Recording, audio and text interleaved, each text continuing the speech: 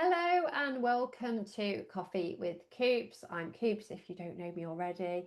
And this weekend, I've got a very special guest. And a while back on Instagram, I asked a question, would you be interested in learning more about sustainable fashion and well-being? Because they do actually kind of go hand in hand a little bit. And my own sort of love of charity shopping, which has also been influenced very much by this individual. I'm really pleased to have Alex Standley, personal stylist, speaker, and sustainable fashion consultant. Hi, Alex. Hello, thank you for having me. I'm excited for this So conversation. nice to always love working with Alex. We've done a few little radio bits together as well, haven't we? So We have. it's so nice to have you. We're just going to dive in. So the readers slash listeners or watchers, if you're watching the video, can really learn more about what you do and how we can all, I suppose, be influenced by our own. Yeah, fashion sounds like we've got to be dressed for Vogue, right? So Mm, which is not the case. Everything we wear every day is fashion, it's styling, it's absolutely. how we're showing up. So first thing is just talk a little bit about, I suppose, what you do. You know, what does that very beautiful title sum up? It's what you do day to day. So the core of my work is all around supporting and empowering women to and men, but mainly women, to show up in their full power basically and just feel really confident showing up exactly as they are rather than the version of them that the world told them that they needed to be. And just helping them to use their style as a really powerful tool to support um, their impact, their confidence, and just to amplify, what they're doing in their day-to-day lives. Because I think we underestimate the power of style to support our relationships and our confidence, our success in our career. Like it taps into so many different areas of our lives that quite often we don't realize. So I love seeing that transformation in confidence that my clients have, that then goes on to, positively impact so many different areas. And I love the what I saw once you post on LinkedIn, and this might have been quite recently, or maybe it was about you're sort of speaking around, like, you know, working with people like, for example, change makers, and Mm, and people that are doing that impact work, and someone who does do that, I suppose, that sort of work.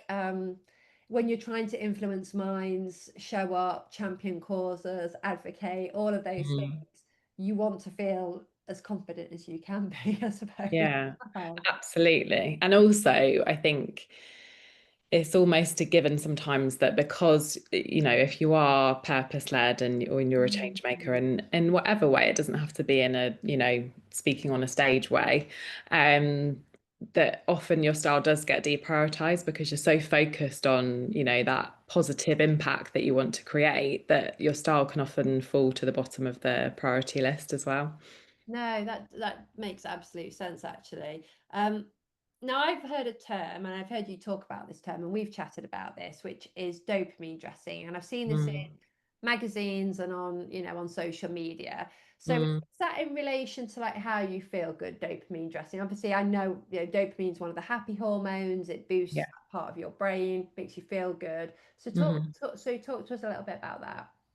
So it's often miscoined by most people, and I think by the press particularly, who have kind of made it into a trending thing about, if you wear bright, bold colours and neon, then it will make you feel good.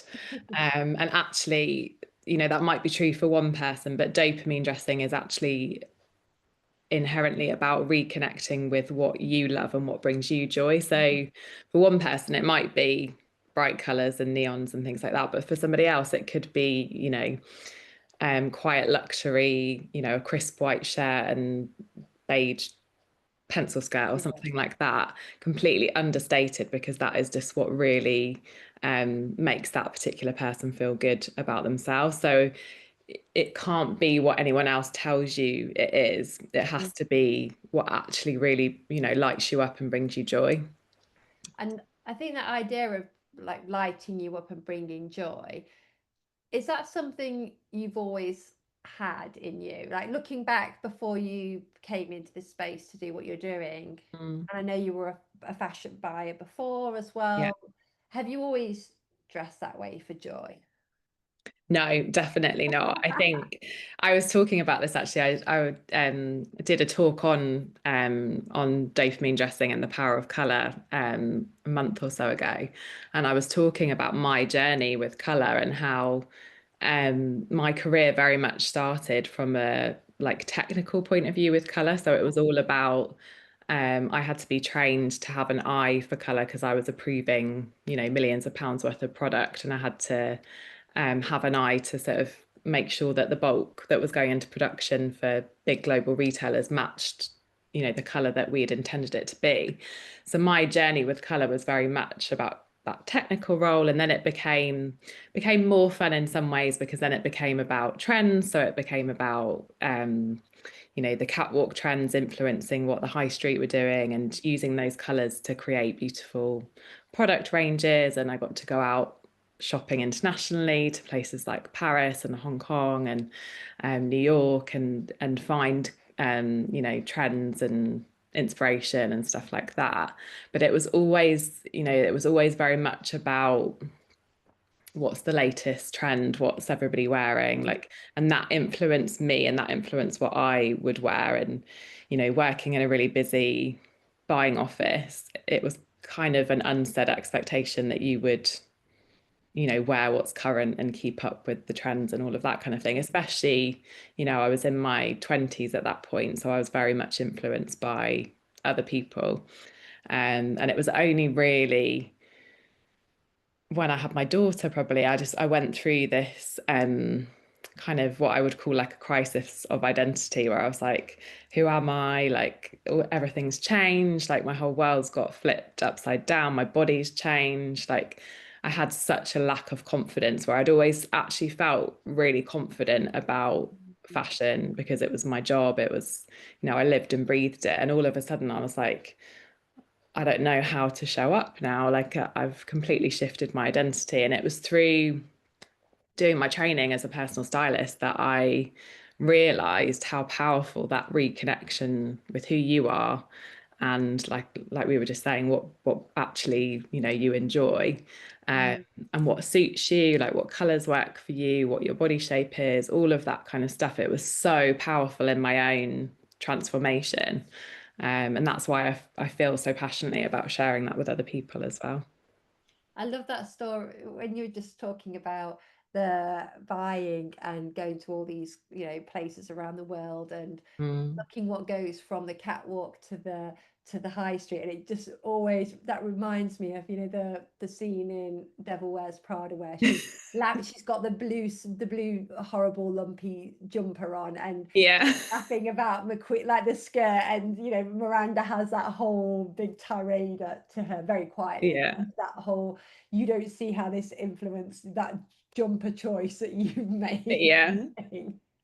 It's so true. And so many people have said to me over the years, like, I'm not into fashion. And it's why also I quite often talk about style and not fashion, because I Mm, think fashion can feel a bit far removed, and it can feel like it's all about the trends, whereas style feels much more personal. yeah.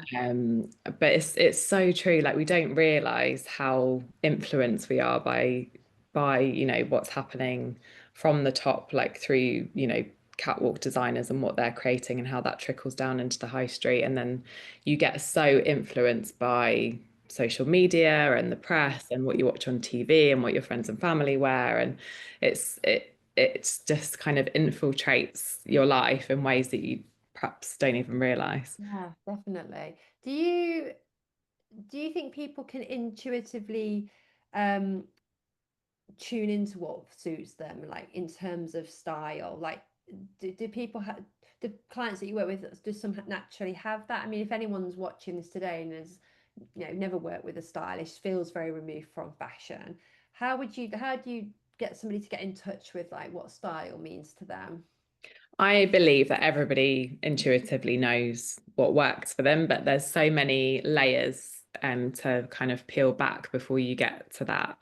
I think it's the same with everything in life. We lead such busy lives, and Mm, um, there's so much noise. Like I really see a big part of my job is helping people to kind of drown out the noise, because there's so many like rules and like shoulds and shouldn'ts, and this person told me that this doesn't suit me, or I shouldn't wear blue and green together, and whatever those stories are, they're like scripts that run in the back of our minds, and it's about peeling all of that back and actually, as we were just saying in the dopamine discussion, actually thinking about what is it that I really enjoy. And when it comes to color, it's so interesting because when I do color analysis, when I first start the session, people are almost a bit panicked, because they're like, oh, I don't know, I'm not going to be able to see, I don't know what suits me. And it's so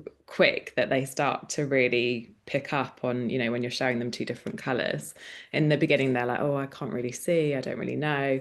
And then they start to notice, like, the change in their skin tone and their face, and what gives them the glow and what perhaps drains them. yeah. It's very, very quick, but it's actually kind of having that trust and believing that you do know what works for you. Mm, And I think sometimes hiring a stylist is about that reassurance from an expert that actually I do know what I'm doing, and I am doing it right. That's such a big fear for women, especially, is like, I don't want to get it wrong. I don't want people to judge me, when I do get it yeah. wrong. It is such a, so there's a few things that are coming through my head as you're talking. One is that you're almost a bit like a coach in that sense as a stylist, because Yeah. as you say, peeling back those layers. I mean, when we're talking about, some of the words you've used, like fear and, self-worth and making Mhm. decisions, and as we know, men as well, but predominantly women particularly can struggle with those aspects of like owning Mm. themselves, showing up, believing in, the power and the confidence of how they look. And I like Mm. this. It makes me feel good, makes me feel comfortable. I don't care what anybody else thinks. That Yeah. judgment, So and so much of that is hardwired from childhood, adolescence, Yeah. early adulthood, and then also being confident with those choices and Mm.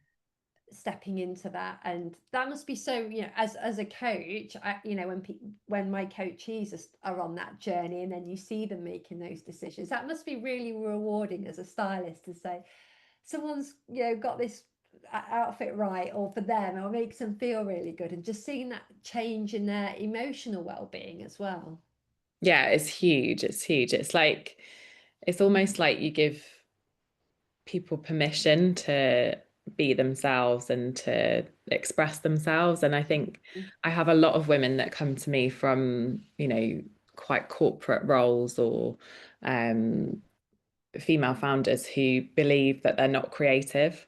And they say that to me, like in our initial kind of conversations, they're like, oh, but I'm not creative, I don't know how to pull something together. And it's like we all have that creativity Yeah, within us, but it's just about allowing yourself that freedom of expression, um and to get it wrong, and to experiment, and to figure out. And actually, experimentation is probably one of the best things that you can do when it comes yeah, to your style, because that's how you really can pinpoint those things that you really enjoy, and what works for you, and what feels comfortable, and just what really gels with your personality and how you want to show up as well. yeah.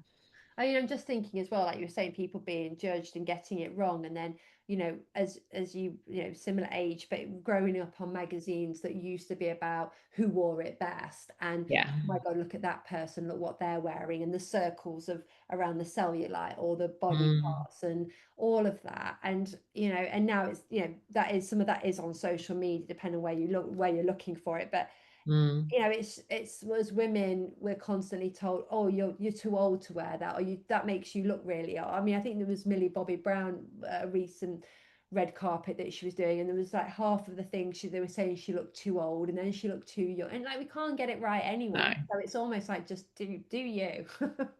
This is what I talk to my clients about a lot, how much societal conditioning has impacted how you Yeah. feel about yourself, and that actually a lot of your thoughts aren't your own. They're Yeah. things that, as you said, you've absorbed growing up, and particularly about body shape and body image and size and all of that kind of thing. You know, I've had clients say to me in the past that they've been, you know, confidence coaches or that kind of thing, and they really have done a lot of work on themselves and a lot of personal development, but they still find that kind of um I can't think of a better way to describe it, but that like bitchy voice in their head Yeah. saying, you know, who does she think she is wearing that? She's too big to wear that. And they feel awful for having those thoughts. And I have to kind of remind them, like, that's not necessarily you. That's just how you've been conditioned to see the female body, and to judge other people. And actually, you know, we, like you just said, we can never get it right because these kind of beauty ideals and body image ideals aren't real. And you can see that if you look over the last few decades, like it was all about that heroin chic Kate Moss, like being super skinny. And then it was about the Kardashians and having, you know, big bums and curves and all that kind of thing. And now they've gone, you know, super slim and it's reported that they've had their, you know, bum implants removed and all these like totally ridiculous things. And you think it's not real, so you can never keep up with it Yeah. anyway. No, absolutely not. Do you, if somebody is feels that they are stuck in a rut, so whether that is the corporate, like you say, if they're just kind of getting the same things out of their wardrobe, or they think, oh my God, my wardrobe is so beige, and and not, there's nothing wrong with beige, like you said, if someone likes that, and Yeah. that suits them, but they just think, oh my goodness, I need to change this up. What advice would you give them? I think one of the tools to use is to, whatever platform you feel most comfortable with, whether it's Pinterest or Instagram, save images of things that inspire you, things that you know, really speak to how you do want to actually show up, and pull together, you know, a saved folder on Instagram or a Pinterest board. And once you've got it all together, really looking at that and really kind of getting into the details of like what was it about that image that you really Mm, enjoyed? Was it the print? Was it the color? Was it the proportions? And you'll start to see that there's patterns and trends yeah, amongst what you've saved down. And then it's thinking about, you know, do I actually have these kind of pieces in my wardrobe? Could I challenge myself to, you know, one outfit a week, recreate some of these things that I've saved mm, down. And then if I'm struggling to do that with what I've already got, what is it that I need to add in to my wardrobe that could really help this kind of vision for my yeah. style come to life? Do you think dressing with intention can help as well? So, if you are doing a big talk, or you've got a Mm, meeting at work, or you go into some social event, and if you're feeling low or feeling anxious, mm, I think that can, I mean, I always go on and on about the word intention. Do you think that can yeah. be really helpful? Oh, it's huge. It's such, and I talk about this so much, like because I'm such a big sustainability advocate as well. Like intention is obviously super important when it comes to Yeah. that as well. And I think the more intentional we can be of a morning, the better it is for our confidence and for our mood. And, you know, intentionally picking out particular colors because of how they make you feel is so powerful, you know, especially if you are, like you said, speaking, or you've got a big event where you have to be quite visible. Being able to lean on your clothing and your wardrobe to really support Mm, you in those moments is so powerful. Like I do it. So if I'm speaking, I quite often enjoy wearing red because it's a really energetic, like bold, confident color, and it makes me feel like that as well. So if I'm perhaps not feeling it of a morning, but I need to go and, you know, stand on a stage or present, red is often a color that I will be drawn to because it will yeah. give me that kind of fire that I need, even if it's just red trousers or a red handbag or a red lip or whatever it is. And you can start off small. So you can start off, you know, I gave this advice on a podcast a couple of weeks ago of wear red underwear. Like if you don't quite feel confident enough to wear it in your Yeah. clothing yet, do it with underwear. Nobody else can see it, but it might give you that little boost that you need. Yeah, and it's always not, I'm terrible at treating myself to new underwear. Like I literally get to Yeah. the point where they look really like I really like new underwear. So yeah, treat yourself to and like that's special for you, right? Because no one else can see it as Yeah. well. I love that. A couple more questions before we wrap up. I know you talked about no rules, but would you say there's a style rule that you think we should all ignore? And is there one that you would say is a really good one to keep front of mind? I think in terms of ignoring, I think the constant trend cycle in terms of Yeah. needing to keep up with like whether it's colors or shapes or things that are coming through on the high street, and you have to have it because it's the latest trend. Like you absolutely don't. So I think that's definitely one to ignore. And then I think in terms of one to embrace, I think other than what we've spoken about in terms of that sort of reconnection with yourself, I think it is just really understanding yourself in terms of like whether that's colors, body shape, style, personality, like really honing in on those. And it's not about like rules in terms of like, if you're a pear shape, you should focus on accentuating your waist and things like that. Like those things are really helpful. But it's more about, taking what serves you and what helps you. And getting rid of the things that Mhm. don't. Because there's things for me as an hourglass shape, for example, that fit and flatter and work really well. But I also have quite a kind of edgy style where I might like to ignore those rules, one Yeah. day because I want to wear a big collar or, whatever it is. Oh. So I think it's very much leaning into what serves you and then letting go Mm. of what doesn't. One thing, one thing I found since knowing you as well, and trying out and having fun with it and being curious to see if styles work is charity shopping. Yeah. And it does take a bit of time, and you've got to find ones that are near you that often have like really good stock in. Mm, I think given the world as it is at the moment, I'm finding charity shops are having like there's really good quality mm, stuff. You get to know the people that work in those shops, but I found them great ways to try, but buy a top for a couple of pound and just see if mm. it works, the color or a style, or have a bit of fun Yeah. with it. And as we did the fashion show for the Reading Mm, Road Hospice, like trying on that jumpsuit that you dressed me in. I mean, yeah. it's I'd never really think about wearing a sort of that leopardy print style of jumpsuit, but that works so well, and on a red carpet as well. So I just think that Yeah. it's a nice way to experiment as well. And in worst case, you might wear it once or twice and think, oh, it's not for me. You can always give it back, right? You can wash it and drop it back again. But it's just a nice way Absolutely. to see if to have fun with style, I think, as well. Definitely. And I think we're so used to that like really curated experience on the high street where everything's, there's multiple of your size and Yeah. the way that it's organized and everything else. And I think there's a bit of fear about, going into a charity shop and how are you going to find what you need? And, it might not be quite so polished in terms of the way that it's presented, but there's lots of different ways to start off your journey with secondhand. Like there's some incredible boutiques that Yeah. charity shops have where it is like shopping in a Shop it premium. is. Yeah. It's the same kind of experience, and you'll find like those nicer quality brands in there as well. I think one thing I've discovered, I was just thinking this, I've got a new top, a gold, like a meshy gold t-shirty style top. And I find that Mm, I tend to pick up a lot of sparkly tops in charity shops. And I wonder if it's because people maybe get them for Christmas or especially yeah. maybe wear them once or twice and then they think, oh, I can't wear that again because I've worn it. I seem to Mm. have about three, and that one that you got from 3 years ago, you gave me that always gets Oh, I love with that. with the beaded Yeah. little sleeves.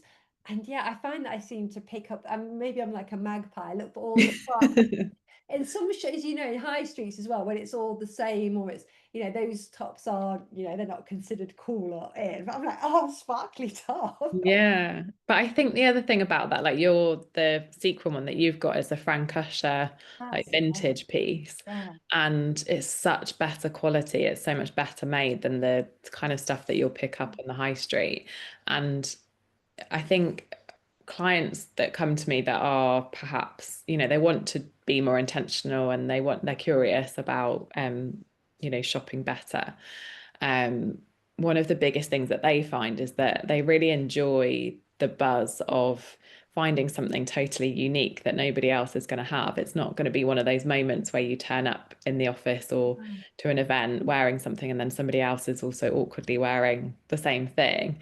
And they love, like, when people ask them, they no longer have that kind of like stigma around, it's from a charity shop. It's like a real pride, like, oh, it was only, £5 from my local charity shop. And you're doing something good by supporting the charity as well. So there's so many like win-wins. And in a sense, that's your kind of dopamine hit as well by shopping in that way. Yeah, no, definitely. Okay, well, one last question for you. What's bringing you joy in your wardrobe right now? What's one of Oh, your go-to pieces that you're loving? good question. I actually am much more of a autumn winter girl than a spring summer. I don't know if it's because I'm a September baby, but Same, yeah. I love the layering and the fabrics and the textures and stuff like that. But in the summer, I love my dresses, and I love the ease of like just wearing a dress and just chucking on some sandals and you're kind of ready to go. It's not like all the different considerations that you have to have in the winter of like Layers layers. and coats and boots and yeah, everything else. Yeah, and so I love like the dress I've got on today. This was C New York, which is quite a premium brand, and I rented it a few years ago, and then I just absolutely fell in love with it, and I then bought it pre-loved from the rental place. Um, and yeah, I love like it's really beautiful quality cotton, and I love the print, and yeah, Oh, I like that. It's very lovely. thank you. So, if people want to work with you, which they should, because you're amazing at what you do, and I've already bagged Alex as my stylist for when I'm on the red carpet one day as actress. But aside of that, you can definitely work with that, Alex, in lots of different ways. So I mean, we're going to put in the bottom of today's Coffee with Coops about how people can work with you, Yeah. anything you're going to be sharing with the readers as well. But yeah, just give us a little snippet of where we can find you, what we can expect to work with you one to one as well. Yes, I'm on all the social media platforms. So, and I share quite a lot of content. If you're wanting to sort of get to know a little bit more about what I do and how it all works. I've got a few different packages available, but I also offer free style strategy calls where if you've never really thought about working with a stylist before and you're not sure what it entails, like we can just have a chat and see if it's a good fit for you, and you can find out all about how it all works. Brilliant. Well, thank you so much for taking some time to talk to me. Really, really appreciate it, Alex, as always. Thank you. Thank you.